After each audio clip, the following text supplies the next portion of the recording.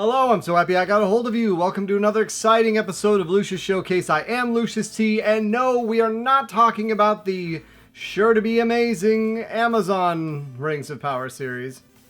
No, we are talking about the Genesis game, Rings of Power. Now, this is a Western RPG that really, frankly, shouldn't exist, in my opinion. It is the first ever game made by Naughty Dog.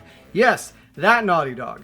Although back then, they were just making games that had hidden nude codes in it, even though now they're making Last of Us and Uncharted and all these cool things. But still pretty nice to know that this is where they got their start. And it's from Electronic Arts. It has that trademark cartridge with the yellow thing on it. As far as gameplay goes, it's kind of a stretch. So let me tell you what it is. So this is very much a game in the style of Ultima back in the day, of more the Dungeons and Dragons games. Very much like the fact that this is basically a PC game that they somehow got to work on a console. It allows you to save anywhere. You can go up to any townsperson and attack them, interact with them, buy from them. You can recruit 5 other teammates. The combat system is all automated for the most part. You can't target which enemies you want to do. They even set the game on auto combat, but you can go in there and manually do it. But really, even then, if you're buffing a teammate, it will always buff the same teammate first. It won't focus fire enemies, and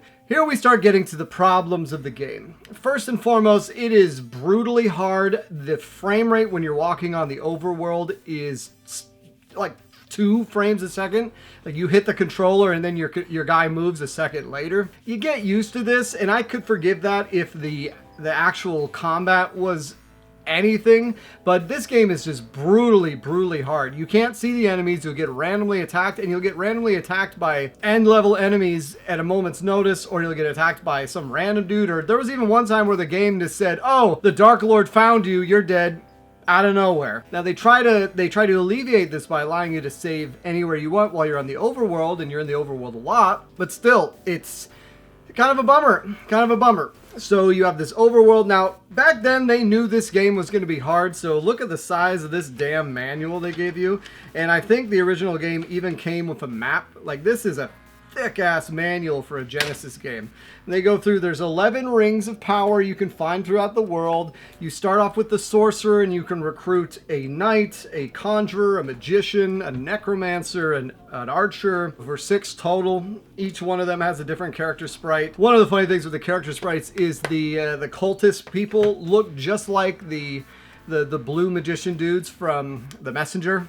It's almost the exact same sprite, but instead of it being blue, it's red. And in the rooms they're in, the red robe they're wearing is the same color as the floor, so they kind of blend in. But I don't. Anyways, that's off topic. But yeah, the frame rate when you're walking on the overworld is horrible. It's on a grid-based thing. You can go over terrain, but you can't go over mountains. You can't go over water. You can buy vehicles, so either boats or big ships to go faster over water and travel that way. There's deep water versus shallow water, and there is a day-night cycle as well as a food and water supply you have to keep up.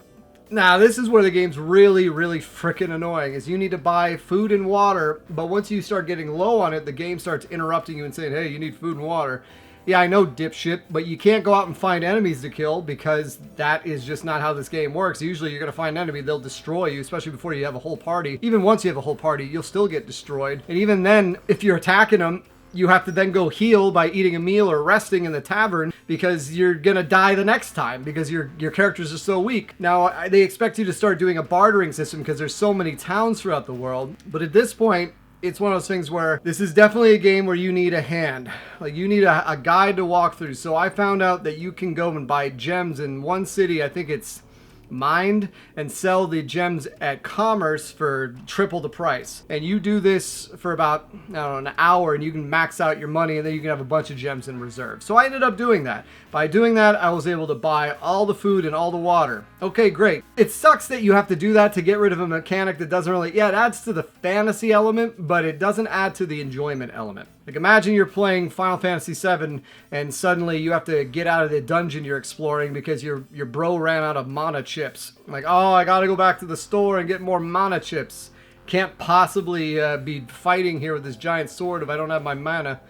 Whatever. So that's part of the fantasy there, whatever. So you have to do that. So by breaking the game in that regard, I had all the money in the world. I could buy all the spells for my guys, because that's the other thing, is they don't get spells as they level. You have to buy them, but there is no great way of getting money, because you can't grind enemies, because most of the time the enemies will destroy you. And even if it is a team where you guys are 50-50, you can't tell your units to go and attack certain enemies. They're going to attack willy-nilly. So really, you hope they focus fire, you hope it happens. And even sometimes, because the game's so damn glitchy, because it's so advanced, I will say it is amazing what this game is doing for a Genesis game. Like, these are high-level PC architecture type ideas. They've managed to work on this system, kind of. But sometimes you'll kill the enemy and then it'll pop back up and still attack and still be there even though it's dead.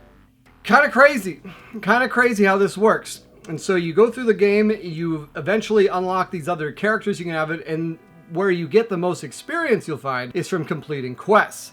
So that's where it gets you all the experience to level up your guys. So then it's like the combat doesn't matter. So it almost makes more sense to run from every fight you get, because it's not going to get you, you don't need money now. Now you solved the money problem, and the experience, you're not going to get much experience. You're more likely going to end up dying. So I found myself just running from most battles until I got my whole party. Once you get your whole party, then you can quest out for the 11 rings. And that's where this game really shines, as the exploration is crazy. Now you will find a sextant, which I didn't realize the sextant is the thing that puts the coordinates on the map, because before then you would get townsfolk telling you like, oh yeah, search around 10 and 5. Like, I don't know what the hell that is. I'm like, am I supposed to have a map with that? But then you get a sextant. When you go into the map, it'll show you. You can have your party members search. They'll tell you what the positioning is. I'm like, okay, I can live with that. But there's areas where when you're walking on the grid, if you select enter, you'll then go into a little square where sometimes you'll find hidden chests or hidden in stairways or NPCs you need to interact with. But the map is huge. Like, this is probably, no joke, if you had no help, hundreds of hours of game, which I could see this being, if I was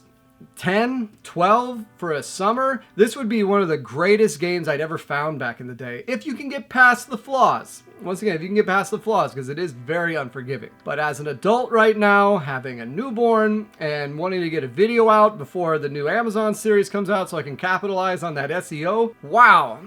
Not very conducive, especially because there isn't anything you can hang your hat on where it's enjoyable to do it. Yeah, the exploration is enjoyable, but moving on the map is not. Getting through the world is not. Yes, it is cool having your group and giving them the spells, but the combat is not fun. If it's automated, or even when you're manually doing it, it's still automated. And then there's a help feature they can have where they show you the controls of the controller, because they knew this game was going to be hard for people to navigate. It takes up a portion of the screen where you can see. So you end up having to turn the thing off, but then you forget, oh, do I have to interact by hitting C or B, or I talk with this or do with that? But the most unforgivable thing that I did find is I did find one of the rings. I found one of the rings. I used a freaking guide, because it really is just a game where you're supposed to wander around and find this stuff. Like, there in the manual they give you hints, and I'm sure there's more hints for other thing, but it's really a pen and paper. You gotta write stuff down. Well, I found a cave where it had the Ring of Hope, I want to say, and they need you to show them 6 objects you just happen to find randomly throughout the world. And I found 3 of them. So I looked up the other 2, grabbed those. One was one I should have got anyways, and I came back and I accidentally triggered the dialogue again. And I had seen this before, because there's parts where you randomly get stopped by guards who say, give us 150 gold. Now, if you have no gold, like I did for most of the game, I say yes, and they say thank you. If you accidentally talk to them again without leaving the screen, they act as if they never saw you and say, give me 150 gold. So that sucks, because you can have that happen a lot. And if you did have the money, then you were just screwed out of 300. But when you turn in these quest items, it gave you experience every time. And as a game where there's no way to grind, the easiest thing would be just to turn in the quests infinitely, level up your characters to level 99, and then sleepwalk through the combat of the game. I'm going and I'm exploiting the money system, but at that point, why am I playing the game? There's no challenge, there's no nothing. And even with fully leveled characters, you still have a chance of running into someone who kicks your ass or being randomly killed by the evil one out of nowhere. And this is ultimately where I decided to tap out. I am done with Rings of Power. It was not worth my time. And I enjoyed the game. It is so cool as a novelty, and it is so interesting to see. But as something that you're going in and actively trying to play for enjoyment, hard recommendation to do that. It's worth checking out if you're into this sort of thing. If you have more time than reason, like a desert island game, sure, this would be great. This would be great to check out all the stuff. But if you have any inkling of any other games you want to ever try in the next year, steer clear of Rings of Power. Yeah. So that, unfortunately, is not the greatest review of this game, and I likely won't be touching it again. But as far as the curiosity goes, as far as, wow, they did that on the Genesis, major props. And of course, with Naughty Dog becoming the prolific developer they are, it makes sense that they were able to churn out not a great game, but a great concept and a nice proof of concept for what they would later become. But anyways, guys, that's what you get for this week. Let me know if you've ever played this game. Let me know what you thought of Rings of Power. And yeah, sorry for the clickbait of the game, but hey, we'll see if it helps.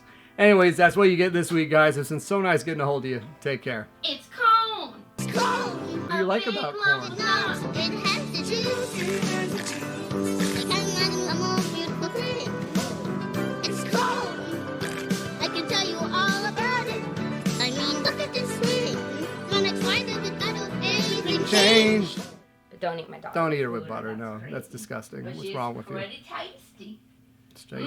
Corn. I like corn. Corn. Corn. Have a corn-tastic day. Oh, corn-tastic day. What? It's a part about corn.